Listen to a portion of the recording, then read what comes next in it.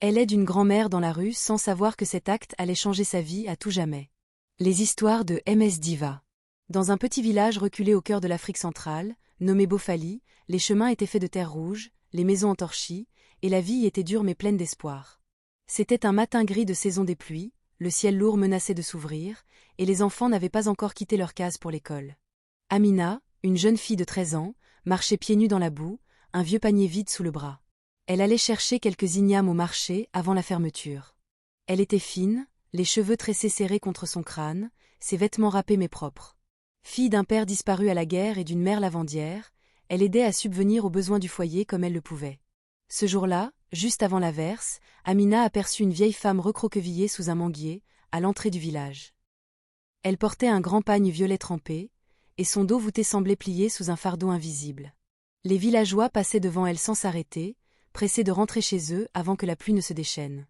Mais Amina s'arrêta. Elle s'approcha, doucement, et tendit la main. « Grand-mère, vous allez attraper froid. Venez, je vous emmène chez moi. » La vieille femme leva des yeux troubles vers elle, surpris, presque méfiant. Puis elle hocha lentement la tête. Amina la soutint du mieux qu'elle pouvait, malgré le poids, malgré la pluie qui commençait à tomber.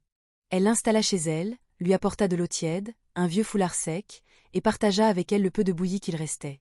La mère d'Amina, bien que fatiguée, ne dit rien. Ce soir-là, elles dormirent toutes les trois dans la même pièce, sous la moustiquaire trouée. Le lendemain matin, la vieille femme n'était plus là. À sa place, sur la natte, se trouvait un petit sac en cuir, usé mais intact. À l'intérieur, une lettre, écrite d'une main tremblante, et une petite bourse remplie de pièces d'or brillantes. « Petite Amina, ton cœur pur a percé la nuit de mon désespoir. Je ne suis pas une simple vieille mendiante. Jadis, j'étais la reine oubliée de ces terres, rejetée, chassée, errante. J'ai marché longtemps à la recherche d'un dernier souffle d'humanité. Tu l'as été. Grâce à toi, je me souviens de ce que je fus. Ce trésor n'est qu'un fragment de ce que je détiens encore. Va à la colline des Longos, au lever du soleil. Tu trouveras ton destin. » Amina, d'abord incrédule, suivit les instructions. À l'aube, elle gravit la colline des Longos, seule. Là, cachée sous un vieux baobab, elle découvrit un coffre enfoui, rempli de parchemins anciens, de bijoux d'un autre temps, et d'un médaillon portant le blason royal du royaume disparu de Mbok. Le nom d'Amina devint bientôt connu dans tout le pays.